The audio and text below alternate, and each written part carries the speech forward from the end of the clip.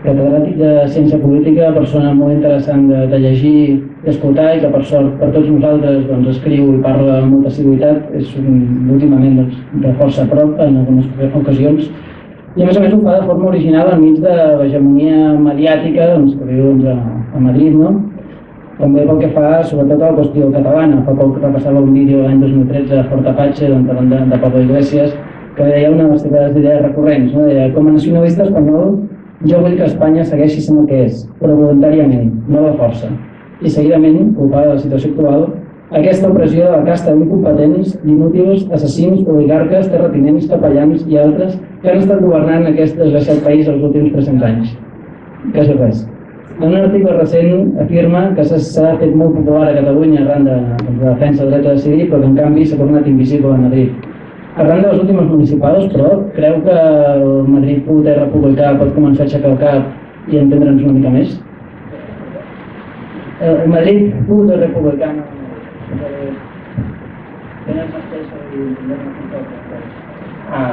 en Madrid. ¿Y cómo se ve esto en Madrid?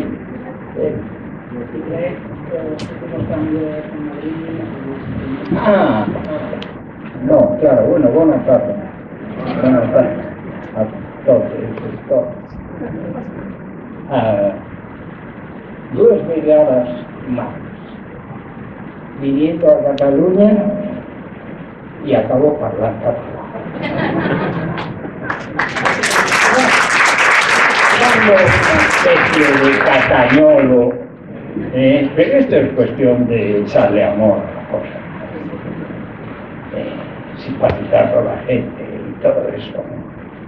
Y claro, no voy a echar aquí lloradas porque lo que has citado es una especie de pequeño desagüe que viene uno, ¿no?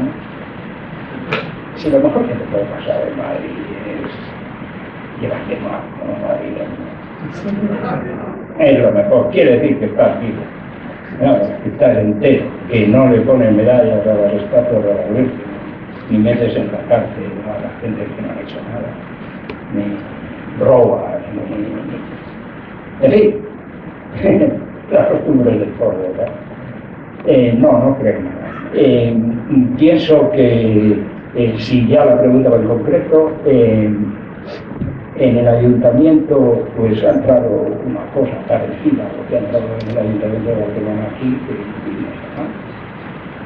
ya veremos lo que era de sí, y en la comunidad pues están siempre. Están tan seguros de que no van a hacer nada, que la buena señora que se ha pasado 4 años apaleando ciudadanos, pues ahora dice que va a hacer una auditoría a los gobiernos del PP de 20 años robando y les van a hacer una auditoría. Entonces no sé a dónde se metió o así que no, yo no pienso que si era más bien la pregunta, que no es muy probable, no pienso que vaya a cambiar mucho, aparte de que Madrid es, como todo el mundo sabe, ha rompido las reglas de España, y las Españas están gobernadas en este momento como lo han estado en los últimos 400 años. Está bien esa relación que ha hecho de tanto también.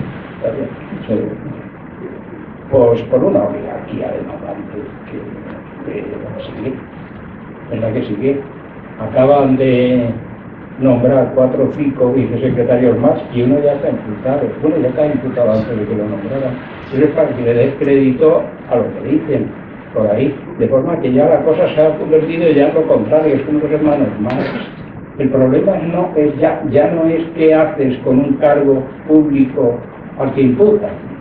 El problema es qué haces con un imputado al que ha nombrado cargo público. Que lo ha nombrado cargo público, que ya no tiene dónde nombrar cargo público que no sea sacarlos directamente de Soto del Real.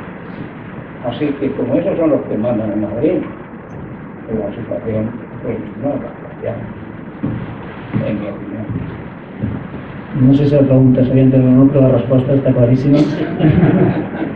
Demanant-nos que m'expliquéssim per què creuen que els processos d'alliberament nacional com el que viu Catalunya i el trencament del règim constitucional comportarien millores socials i econòmiques per al gruix de la població i en concret de les classes populars. Quina garantia tenen que un alliberament nacional pot comportar millores socials?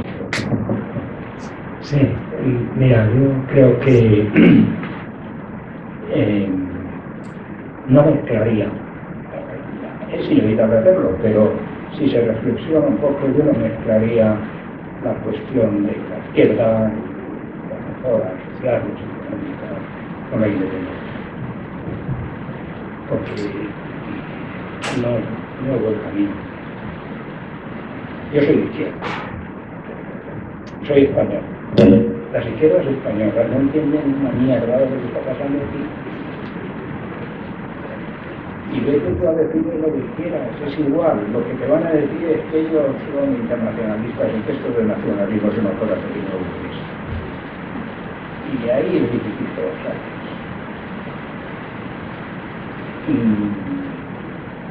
Mi ex colega, bueno, es mi colega, lo que ustedes que como falleció, pues es ex biológica.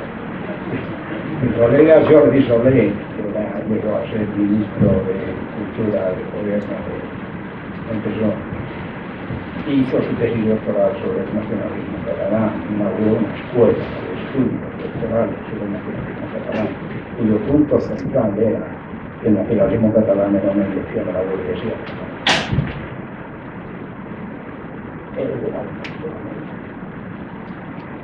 La izquierda y el nacionalismo no encajan si eres de izquierda y vives en un país que se quiere liberar, claro. Pero como vivas en el otro, a ver cómo te vas. Es que no tiene sentido, no lo puedo ser.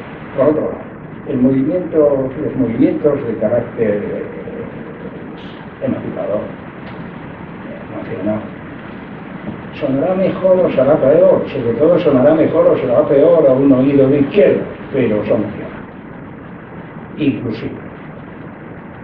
Lo importante de este proceso catalán es que abarca todas las zonas. Es un movimiento salido de la base social, tiene el apoyo de todas las zonas. Una de las críticas más frecuentes a Navajo es que otro representante de la burguesía, ¿no? Así, bueno, pero es una tendencia también, de forma que yo diría que el asunto pues es pelín irrelevante. Y luego la otra cuestión. Es un hecho cierto que tal como está organizada España hoy, hay 4 comunidades autónomas que son paganas y el resto es de verdad. Esas 4 comunidades son Madrid, Cataluña, Valenciana y Valencia. Eso es así porque es lo que dicen los números.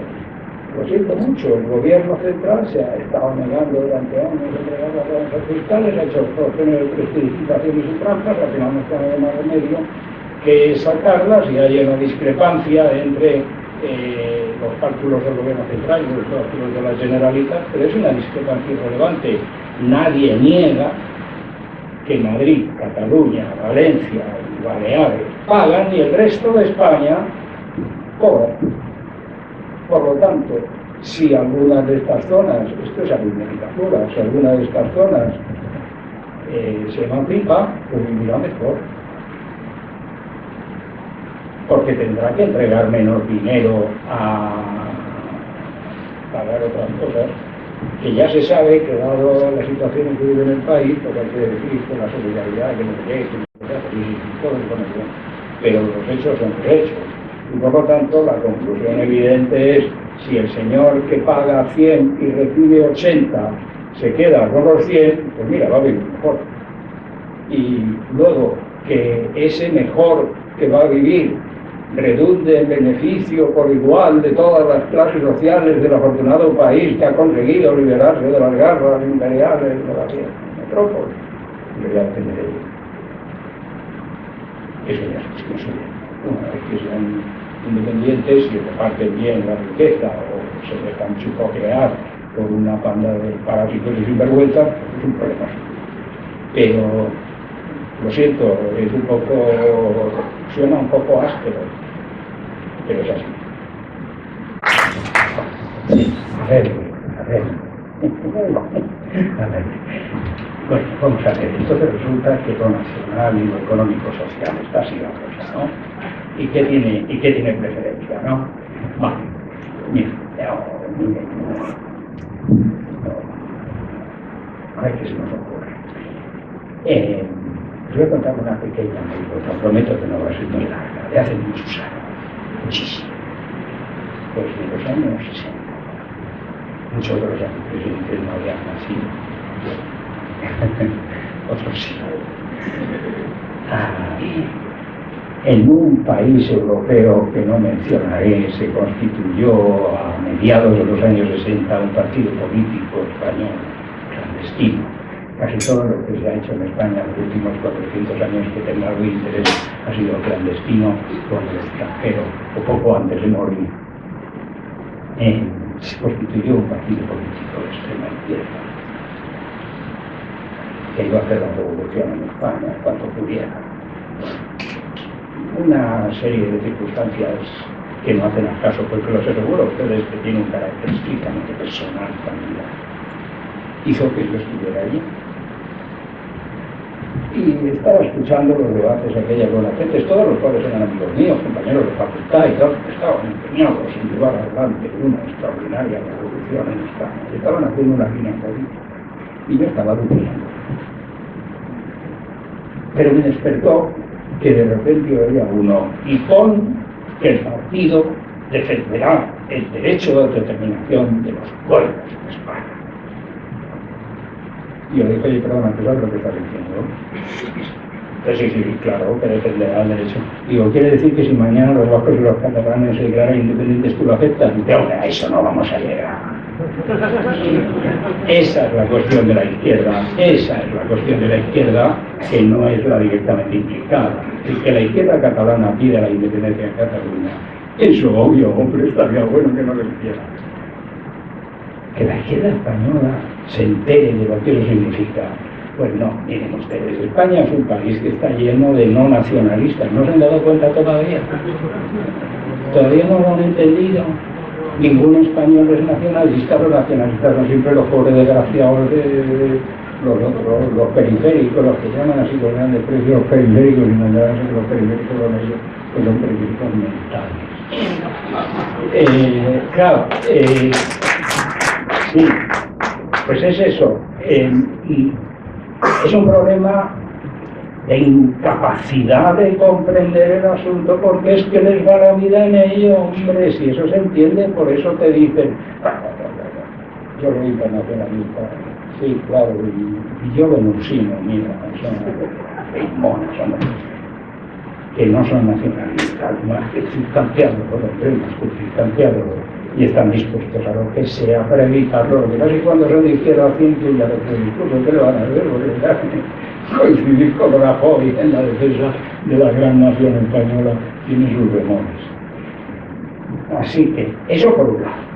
Por otro, lo nacional y lo económico-social. La izquierda siempre tendrá que dar preferencia a lo económico-social, si no, no sería izquierda. Pero no en todas las circunstancias. No en todas las circunstancias. Por ejemplo, esta ciudad. Lo nacional desde el punto de vista de la izquierda es siempre un recurso ideológico atingente a la burguesía dominante.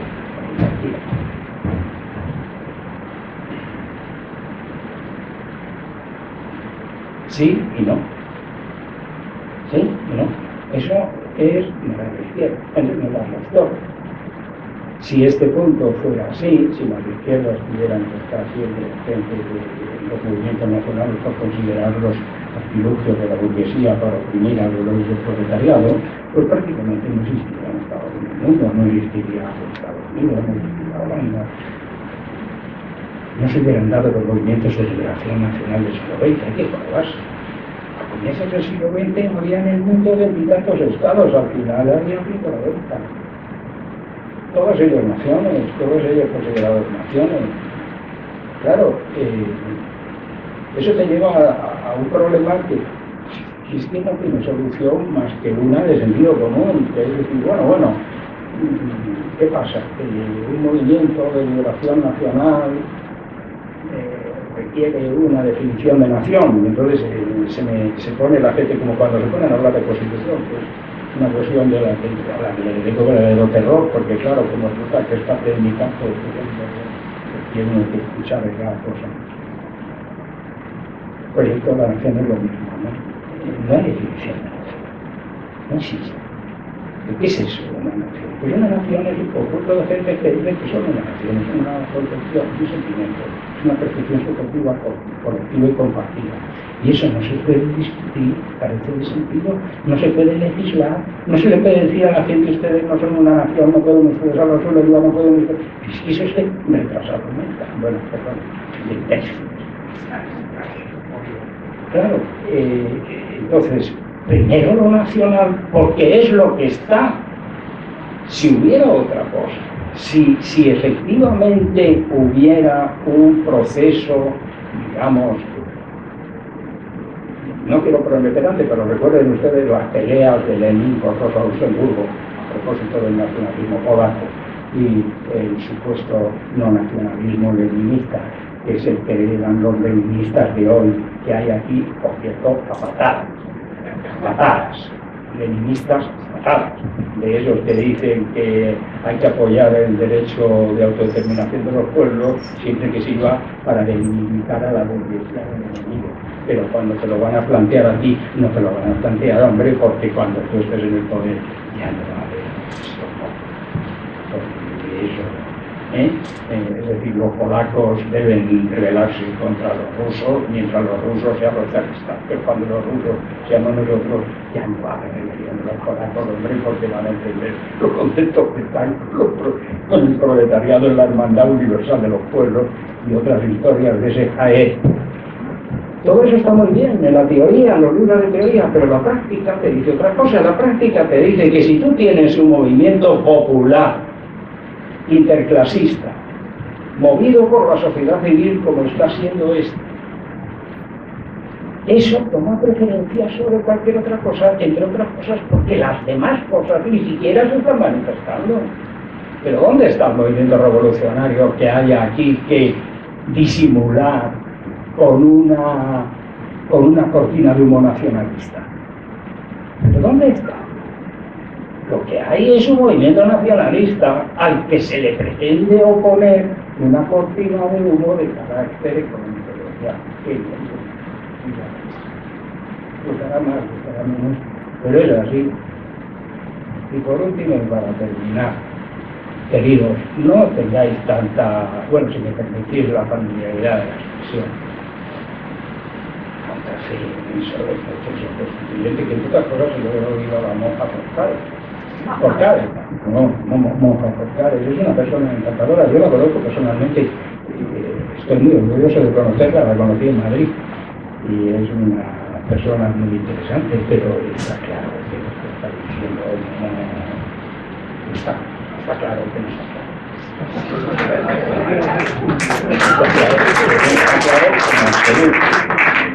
Un proceso constituyente no tiene sentido si no es en el marco de la independencia, por lo tanto tiene usted primero que hacer una independencia y luego porque si no, es que carece de sentido, vamos, un proceso constituyente es una acción del poder constituyente, y el poder constituyente, según me enseñaron a mí en la facultad, que ya bastante tiempo con mi desgracia, es originario y no tiene que dar cuenta a nadie. El poder constituyente es la manifestación de un poder ilegislable anterior y superior al Estado de la Revolución. Y ahora, si tú pretendes hacer un poder constituyente en el marco de unos poderes constituidos, pues simplemente estás mintiendo, vamos, pero como las monjas no mienten.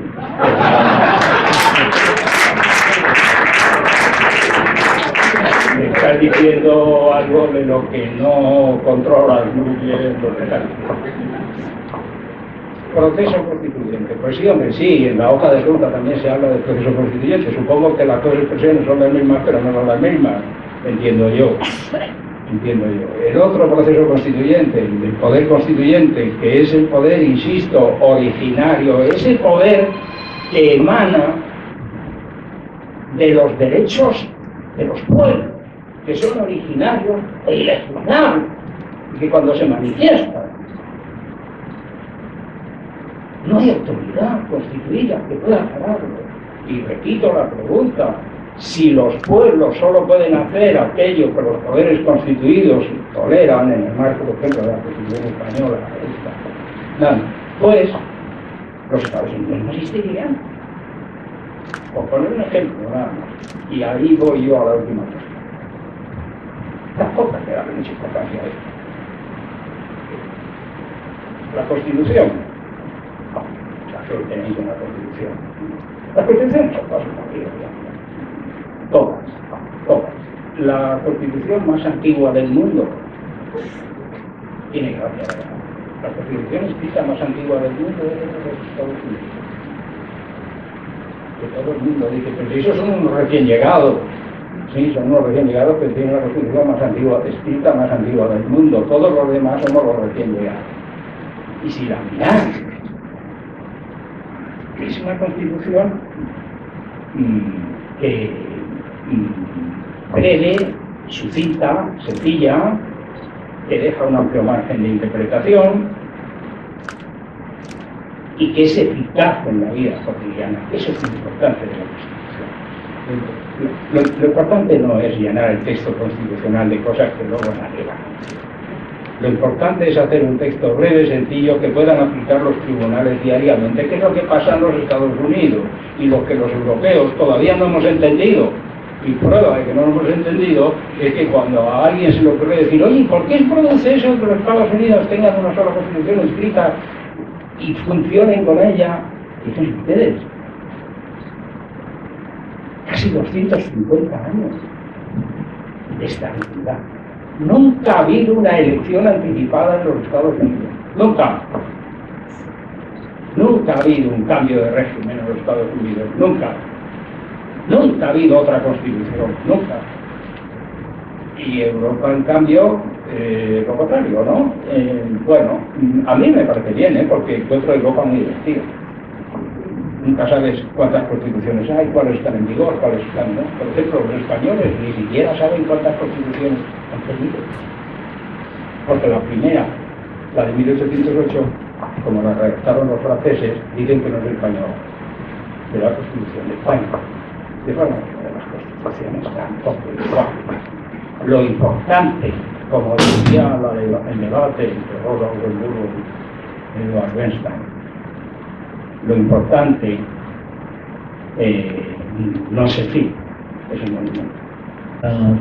President. Una pequeña fotografía muy breve en relación con lo que decía mi colega.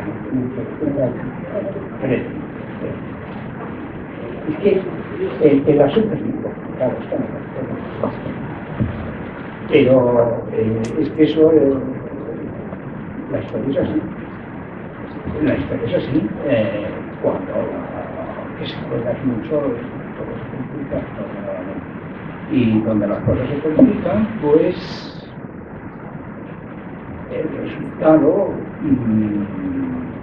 no es fácilmente predecible. Incluso puede ser. Porque, como explicaba, es el mismo presidente del que tú hablabas, bueno de Gabilondo, que ya no sabía dónde meterse, si delante o detrás del sillón. En las sociedades hay conflicto, y todo es conflicto. Y lo estaba dejando perplejo a un vasco, precisamente, fíjate. Decía, sí, que todos son conflictos en las personas, y todo, claro, sí. Y un conflicto que es pues una forma suave de decir guerra. Y una guerra que es un sitio donde entras y no sabes si vas a salir. Lo cual, ¿qué quiere decir? Pues que si solamente te metes en las guerras, como dice el otro, para ganarlas, lo más probable es que no te metas. Claro, la seguridad de ganar no es infinita.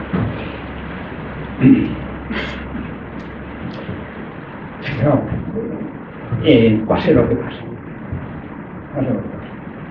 Algunos españoles ya no se han ganado. Esto puede resultar un poco sorprendente, ¿verdad? Pero es así, algunos españoles ya hemos ganado, no sé cuántos. De momento me salen 3, contándome a mí, pero puede que haya alguno más, de los que creen que si esto tiene alguna salida, está en Cataluña, y en lo que pasa en Cataluña. Hace muchos años también, algunos de muchos años, aquí en la Universidad Autónoma de Barcelona, hace muchos años, se me ocurrió decir en una reunión que si yo fuera catalán, yo sería independentista. Y los que me invitaron ya no me volvieron a invitar. Claro, en cambio los chavales estaban encantados. Claro. Como no soy catalán, pues no soy independentista catalán, pero me parece bien lo que se plantea. Tanto si es la independencia como si es cualquier otra cosa, porque al final resulta que la guerra pues hay que España va a salir desde la independencia hasta cualquier otra cosa, va a salir porque por fin, después de 400 años, algo se va a mover. Algo se va a mover. Todo esto de la oligarquía, es que es la historia de nunca acabar, hombre, es la historia de nunca acabar. Es la oligarquía española compuesta por andaluces, que no aparecen.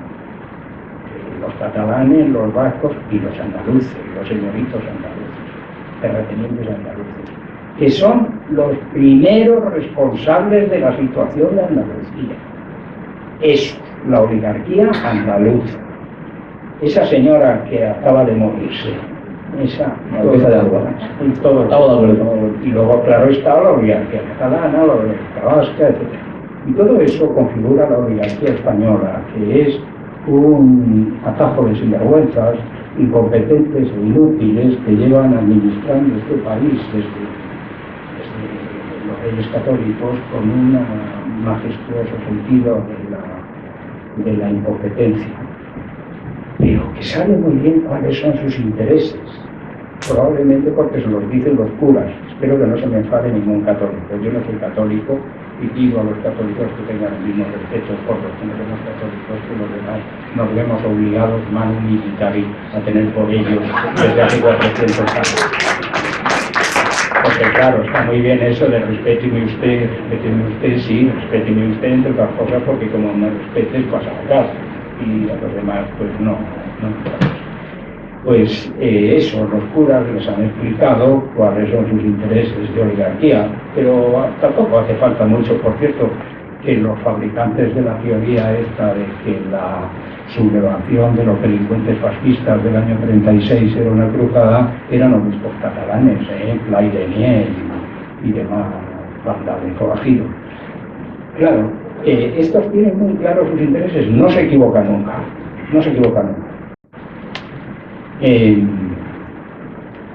La función de la oligarquía catalana es sostener el Estado español. Y si la oligarquía catalana no sostiene el Estado español, caso Cambó, por ejemplo,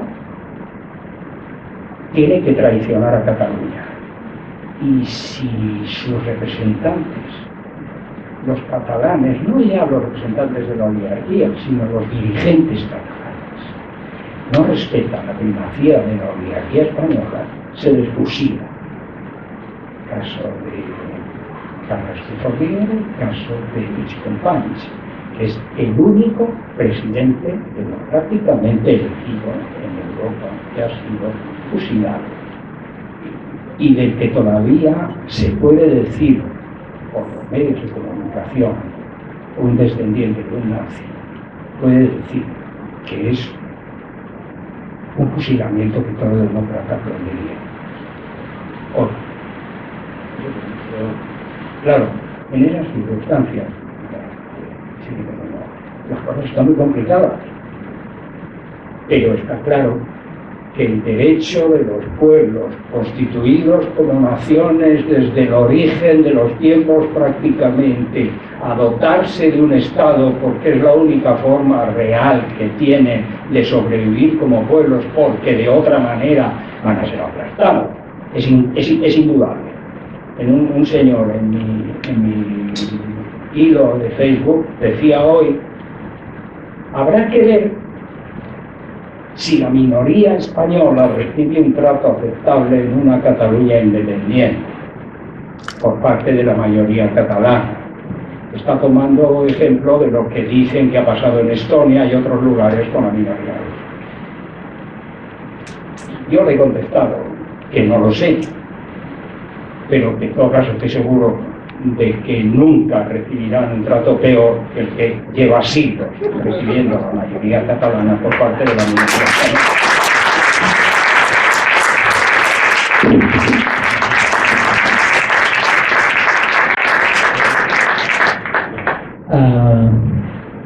Va fantàstica intervenció perquè lliga bastant sobre el segon element que podíem introduir en aquest debat, que ja ha anat sortint, però igualment m'agradaria demanar si podríem aprofundir una mica més en com afectaria això, la independència de Catalunya en el resta de les nacions de l'estat espanyol i a Espanya mateix. Si el procés constituent que ara alguns propugnen a nivell estatal es veuria reforçat o faria que els sectors més reaccionaris de l'Estat es tanquessin, es blindessin allò que els queda, la resta de nacions que aspiren també a la seva llibertat doncs també ho tindrien més fàcil perquè ja veurien un trontoll engodiat, diguem, o tindrien un punt de mira més fixat i per tant doncs, per evitar qualsevol.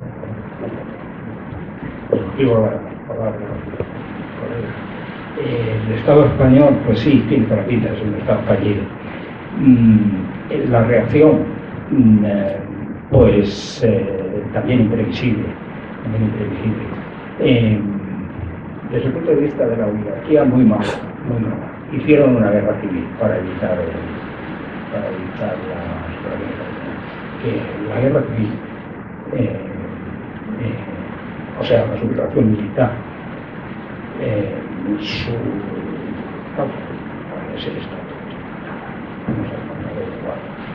Vamos a ver la reforma agraria, la muerte de Carlos II, ya. Antes, roja, decía aquella gente. De forma que la reacción muy mala. Lo único que sucede es que ya no pueden hacer nada. Todavía hace unos años, el bueno de mi colega Gregorio Pérez Barba, que Dios tenga la gloria porque era creyente, tuvo el mal gusto de gastar una broma con relación a los bombardeos de la ciudad. Decía el bueno de Gregorio, pasando el 20 pueblos, ¿por qué no es agradable? Pero por una vez español.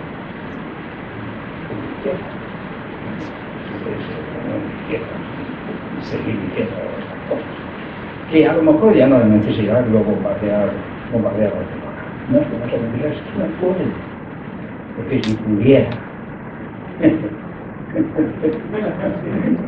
claro que lo harían, si pudieran dar una respuesta militar, están muertos de nada, pero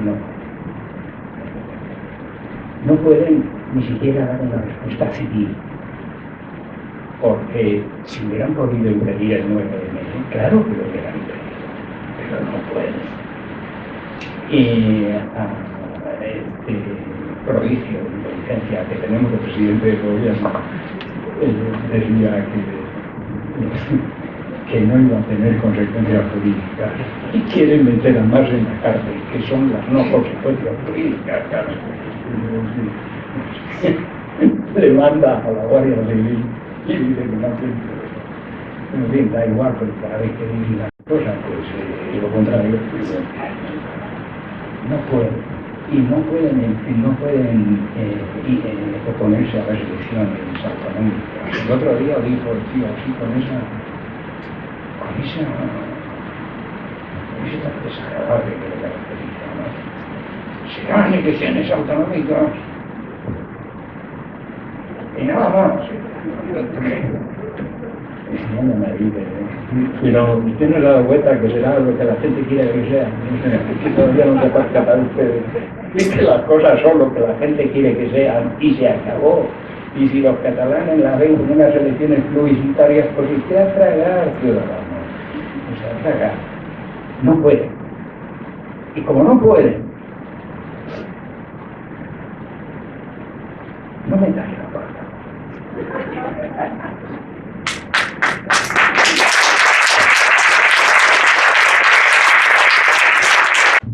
S'està allargant una mica vaca, però en tot cas, bàsicament hi ha dues preguntes per en Frederic Prieto i tres per en Ramon Cotarello.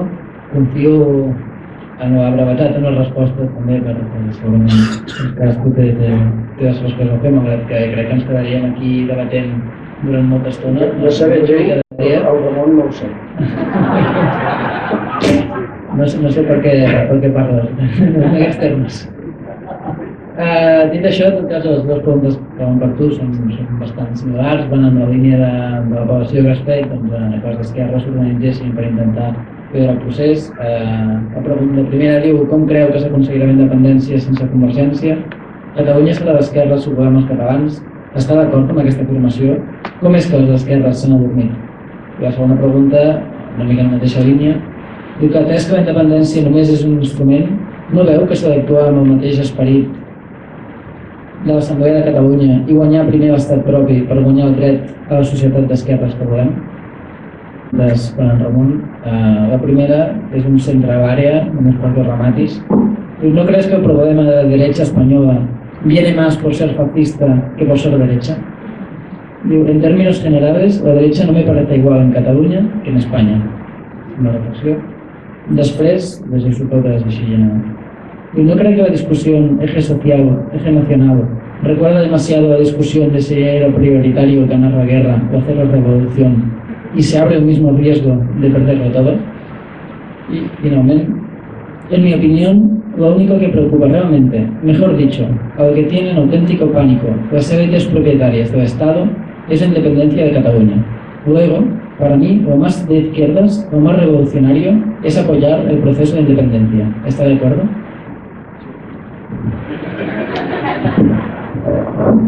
A la tercera sí, solo. Sí.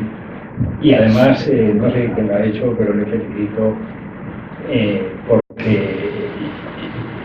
no solamente estoy de acuerdo, sino que es que lo practico y estoy muy orgulloso. La primera la he olvidado, la segunda me ha hecho gracia porque me está rondando la cabeza desde que hemos empezado. Efectivamente, el problema de la guerra fue ganar la guerra o hacer la revolución o ganar la guerra, eso es el debate.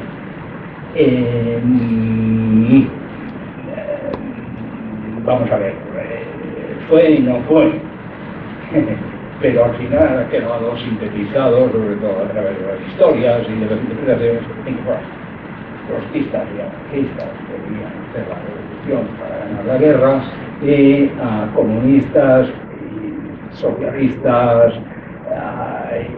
burgueses y quitacomunistas, pues querían ganar la guerra para hacer la revolución posteriormente, etcétera. Sí, claro, sí. Eso me ha estado dando vueltas toda la cabeza durante todo el tiempo y sí, se parece mucho. Pero le pido a quien hiciera la pregunta que quizá merezca la pena que le concedamos un poco de atención a lo que sospecha. No son equiparables. La intencionalidad con que se enuncian no son equiparables. El que dice hay que hacer la revolución para ganar la guerra puede estar equivocado, pero es sincero. El que dice hay que ganar la guerra para hacer la revolución, a lo mejor está en lo cierto, pero probablemente no es sincero. Y ahí es donde hay que elegir. Ahí es donde cada uno de nosotros tiene que elegir, porque en definitiva, una de las cosas que pasan en Cataluña, por los cuales Cataluña es un lugar envidiable, y los catalanes también, es que aquí hay una imbricación entre una problemática política real y una vida ciudadana y personal también real. Vaya, dicho en otros términos, que se hace realidad ese enunciado del movimiento feminista que comparto al 120%. lo personal es político. Y aquí lo personal es político, eso que dice la ABC de usted me tiene que estar dividiendo la familia, tú piensas que dicen los de la ABC, ¿no? Pues sí, efectivamente, o sea, aquí la gente se toma esto en serio porque es serio, porque aquí hay una iniciativa política que ya quisieran los demás del Estado español, los demás de España tener. Y no digo solo las derechas, digo también las izquierdas, que no son, al menos de momento, tan estúpidas y criminales como las derechas, pero tienen un despiste similar. No hay más que ver las cosas que les preocupan. Y a mí es que de verdad me deja sorprendido. Y voy a Madrid, hablo con la gente y hasta que no digo al cabo de un rato, oye, pero vosotros os habéis dado cuenta que el único problema real que hay en este país se llama Cataluña. ¿Qué dice? Pero no tiene idea. Y ya he recordado la segunda pregunta, era si la derecha española era más fascista que estúpida o más estúpida que fascista, una cosa así, ¿no? Sí, bien, hay un debate que no lo ignora, sobre todo cuando además una de las principales aportaciones de este debate viene de un famoso historiador catalán, Josep Nadal, que por primera vez, hace ya muchos años, discípulo de Jaume Vicens, que era también un gran historiador económico, social y tal, que sostuvo que España era un país peculiar en su desarrollo y que había tenido un desarrollo anormal a lo largo del siglo XIX. No había habido revolución burguesa, no había habido industrialización, y eso había dado origen a una situación fuera del siglo XX. Esa es una polémica que se mantiene en España viva a lo largo del tiempo. Yo acabo de publicar un libro precisamente tratando en gran medida de esto. Muchos de mis colegas sostienen, porque están encantados de hacerlo y porque confunden sus deseos con la realidad, que no es verdad, y que si fue verdad ya se ha terminado, y que gracias a Dios, al Espíritu Santo, a Felipe González, al mercado común, a no sé cuántas cosas más, España ya es Europa, ya no es el enfermo, ya no es el problema, etcétera, etcétera. Mi posición personal es que eso es mentira. Y está. No sé dónde, el otro día le recordaba en persona que cuando yo empecé a estudiar, España, según todos los índices macroeconómicos, era un país subdesarrollado. Según todos los índices macroeconómicos, analfabetismo y tal. Hoy pasa lo mismo, vuelve a pasar lo mismo. En Europa los españoles están limpiando los trinos, solo que ahora tienen más. Cuando yo iba en Alemania no tenían más. Estaban limpiando los trinos, pero vuelven a limpiar los trinos porque el país es el que ha sido siempre y su carácter anómalo es el de siempre. Y el problema, con todos mis respetos a Nadal, que es un libro extraordinario, y su maestro, al que venero y tengo encima de mi corazón, es que no echaron la vista suficientemente atrás. En la propia historiografía española hay un reconocimiento de que España es una anomalía desde su formación como Estado. Esa formación como Estado, pues, como siempre, pues no está clara tampoco. Hay una derecha que dice que España ya estaba antes de que Génesis se escribiera, y gente que dice que España todavía no ha nacido, ya estamos todavía. Y ahí hay una posición muy clara de la derecha, del pensamiento reaccionario español, que por cierto tiene un componente catalán fortísimo.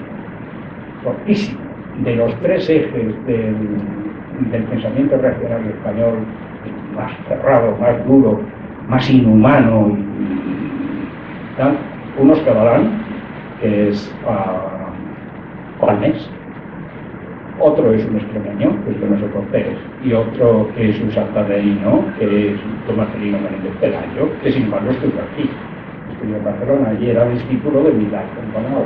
Y aunque él era un nacionalista español cerrado, siempre tuvo gran cariño por el sano regionalismo cultural catalán, que es todo lo que estos animales están dispuestos a realizar.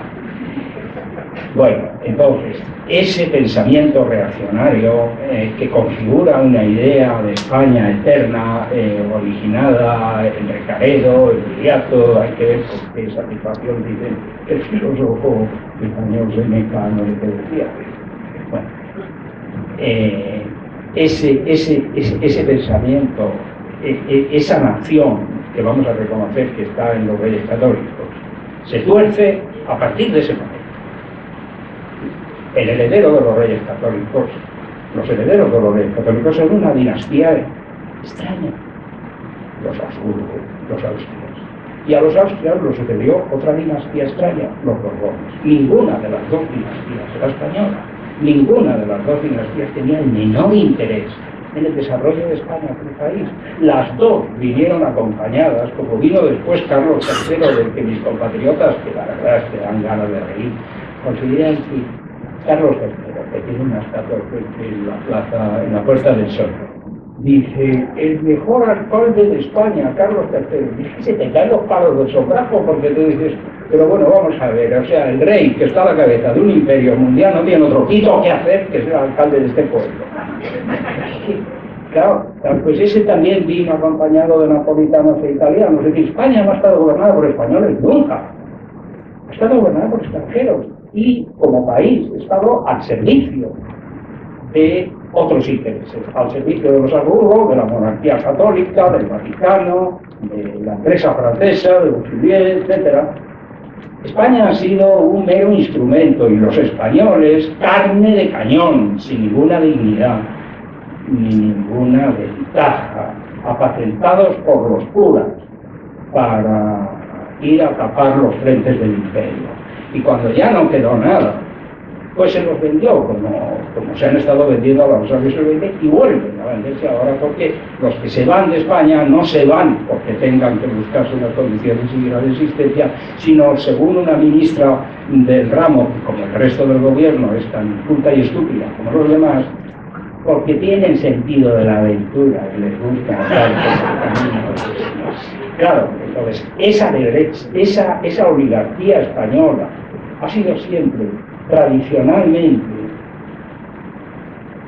ladrona, corrupta y antinacional, profundamente antinacional. Ha puesto los intereses de su país, que quiere decir los intereses de sus ciudadanos, al servicio de otras potencias, del Vaticano, de Francia, de lo que fuera, pero no al servicio de una idea de Estado. Y lo que le saca de quicio es que haya un lugar en la península que desde hace 1000 años primero mira por los suyos. Y luego ya se verá lo que pasa con el resto, pero que tiene claro que una entidad, llamadla como queráis, Estado, lo que os dé la gana, es siempre lo mismo, si es que me da lo mismo que hable de un Estado, que hable de un imperio, que hable de un pueblo, ¿qué es? Una estructura jurídico-política con una población y un territorio, hombre. ¿Y usted de qué tiene que ocuparse? Pues que del territorio florezca y la población esté contenta y prospere, y me da igual que me diga usted que los vecinos, que bueno, dice, esa es la función del gobernante, y eso es lo que los gobernantes españoles jamás han cumplido, sino todo lo contrario, porque son un atajo de sinvergüenzas, ladrones y traidores. Y cuando digo traidores, lo pruebo. Probablemente no sé cuántos de ustedes sabrán que Inglaterra tenía comprados bastantes generales de Francia, comprados con dinero, bastante y sonante, puestos sobre la mesa en un banco en Nueva York, en un banco de Washington, para impedir que Franco entrara en la guerra del lado del eje. Esos son los de la patria, esos son los de España ante todo. Franco, a su vez, cedió a los ingleses tierra de Gibraltar para que construyeran un aeropuerto. Los patriotas, los de Gibraltar español. Y ahora viene este majadero, descendiente ideológico de Franco, a decir que España es una gran nación. Claro, volvemos a lo mismo. Pero ¿conocen ustedes una gran nación, una sola, en Europa, que sea incapaz de recuperar un peñón dentro de lo que considera su sagrada unidad territorial? Una. dígame una sola Estado europeo que tenga una colonia de otro en su territorio. ¿A eso cómo se le llama? Pues si es usted majadero, le llama usted gran nación. Y si es usted una persona normal, pues le llama usted español. Y claro, entonces, esa derecha española es una vergüenza, es antipatriota, no sabe lo que es el patriotismo, pero lo tiene todo el día en la boca, y cuando se encuentra con un patriotismo como el catalán o el vasco, o santo cielo, yo soy de origen asturiano, asturgalaico. Mi abuelo nació en Asturias, pero era galleguista. Le dieron el año las letras galegas del año 1984, escribía en gallego, y el galleguismo ha sido importante en mi familia. Y claro, sé lo que son esos patriotismos, porque los he vivido. El patriotismo es compañía de vergüenza. Y estoy seguro que a todos, incluso a los que lo practican, a esos probablemente a los demás, porque saben que están mintiendo, que están haciendo lo que ya no tiene remedio, que es salvar de la hecatombe un proyecto de Estado, de nación, que manifiestamente ha fracasado.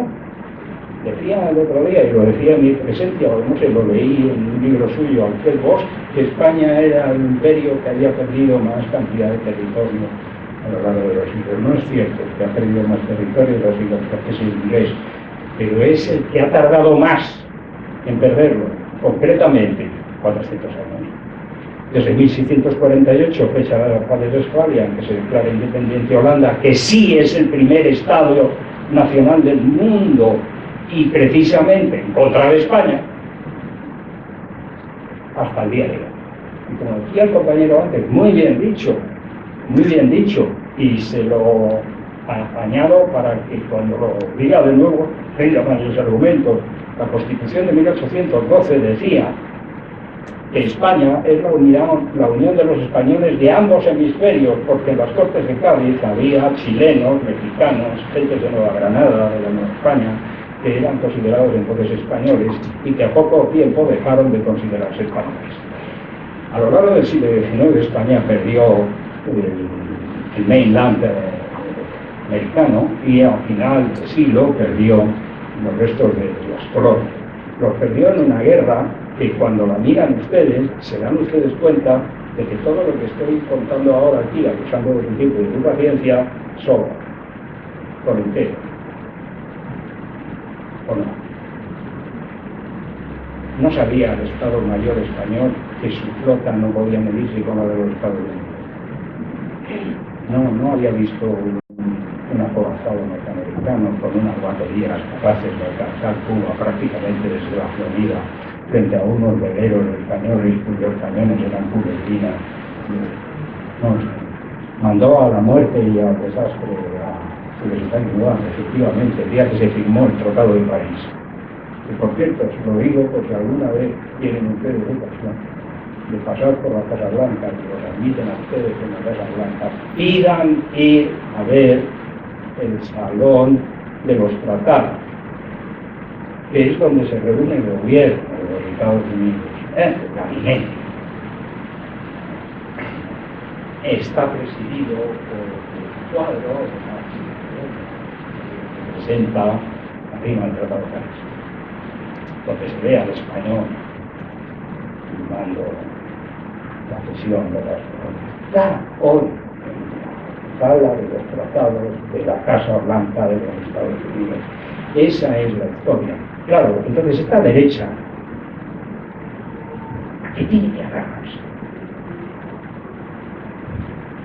Claro, es una derecha fascista. Y sigue siendo fascista. Los responsables de que en las cunetas de España haya más de 100.000 personas enterradas, asesinadas, tienen unos herederos ideológicos y algunos casos ideológicos que son los que gobiernan. ¿Y estos cómo van a afectar? Efectivamente, ¿cómo van a afectar? que se haga lo único que realmente podría hacer este país, cuya última experiencia ha sido una cosa para mandarnos a todos colectivamente al psiquiatra. Es una guerra civil que ha dejado 100.000 asesinados en las cunetas que todavía no ha salido, y por lo cual los gobernantes actuales todavía no han pedido perdón. Esa derecha nacional católica es constitutivamente fascista, y es que no puede ser otra cosa. Ningú dirà que no argumenta les respostes.